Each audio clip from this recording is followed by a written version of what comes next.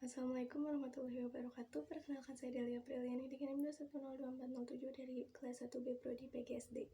Saya akan menjelaskan apa saja yang saya pelajari selama sekitar 7 pertemuan mata kuliah psikologi, pendidikan, dan bimbingan.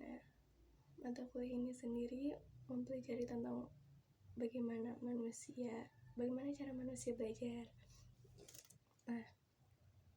Lalu saya belajar tentang aspek-aspek perkembangan dan tugas perkembangan anak usia sekolah.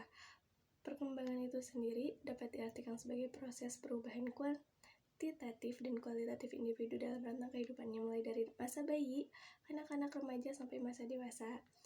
Perkembangan juga dapat diartikan sebagai suatu proses perubahan dalam diri individu atau organisme, baik fisik atau jasmania maupun psikisnya, menuju tingkat kebebasan atau kematangan yang berlangsung secara sistematis, progresif dan berkesinambungan. Nah, menurut Shamsu, aspek-aspek perkembangan anak usia sekolah dasar yaitu perkembangan fisik. Yang pertama, fisik mereka tuh lebih kuat dan motorik mereka lebih terasah gitu, lebih tidak terlalu rancu seperti anak PAUD ataupun TK. Lalu kemampuan kognitifnya itu adalah berhubungan dengan perkembangan otak dan sistem nervousnya. Nah, ada pengalaman-pengalaman baru yang membantu anak untuk mengembangkan pengembangan kognitifnya. Lalu yang ketiga itu perkembangan bahasa.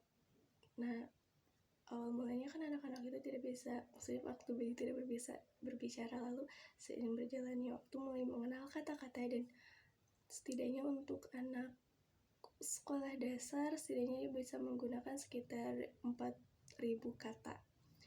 Lalu yang keempat itu perkembangan sosioemosional. Sosioemosional ini dipengaruhi oleh bagaimana cara orang tua mendidik anak, bagaimana emosinya seperti ya. Lalu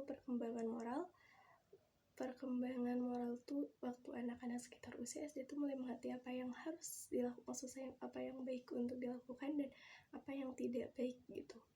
Lalu tugas perkembangan anak menurut Robert J. Havigers adalah sebagai tugas yang muncul pada suatu periode dalam kehidupan individu yang merupakan keberhasilan yang dapat memberikan kebahagiaan serta memberikan jalan bagi anak-anak itu di masa dewasanya. Tugas-tugasnya itu ada belajar keterampilan fisik, belajar berkawan dengan teman sebaya, belajar menguasai keterampilan intelektual, memiliki kemerdekaan sosial, mengembangkan sikap terhadap kelembagaan dan kelompok sosial, dan mengembangkan moral, nilai, dan hati nurani. Lalu tentang definisi belajar, jenis dan karakteristik belajar siswa. Belajar sendiri dapat yang saya simpulkan dari beberapa ahli itu sebagai proses perubahan dalam diri pribadi manusia, dan perubahan itu ditampakkan dalam bentuk peningkatan kualitas atau kuantitas tingkah laku, seperti peningkatan kecakapan, pengetahuan, sikap, pemahaman, keterampilan, dan sebagainya. Jenis-jenis belajar siswa ada belajar abstrak yang ia temukan dari berbagai pemecahan masalah yang pernah ia lakukan.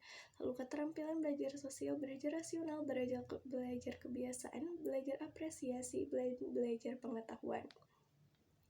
Lalu ada beberapa ragam pendekatan belajar. Ada beberapa ahli yang berpendapat tentang pendekatan belajar. Yang pertama yaitu menurut hukum Joss. Nah, bagi hukum Joss ini pendekatan belajar dapat dilakukan dengan melakukan pembiasaan. Nah, jadi menurut dia belajar 3 jam dalam sehari selama 5 hari akan lebih mudah bagi anak untuk mengingat daripada belajar selama 5 jam dalam 3 hari. Lalu pendekatan Ballard dan Clancy ada 3 ragamnya, itu ada produksi, analitis, spekulasi, dan spekulatif. Nah, yang ketiga itu pendekatan menurut Biggs. Nah, menurutnya ada pendekatan surface atau di permukaan, pendekatan secara mendalam dan berbentuk pencapaian prestasi. Lalu teori belajar dan prinsip-prinsip pembelajaran yang baik.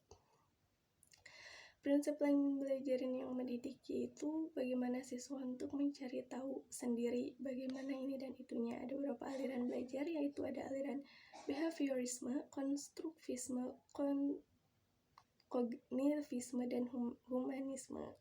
Sekian dari saya. Wassalamualaikum warahmatullahi wabarakatuh. Maaf bila ada banyak kesalahan.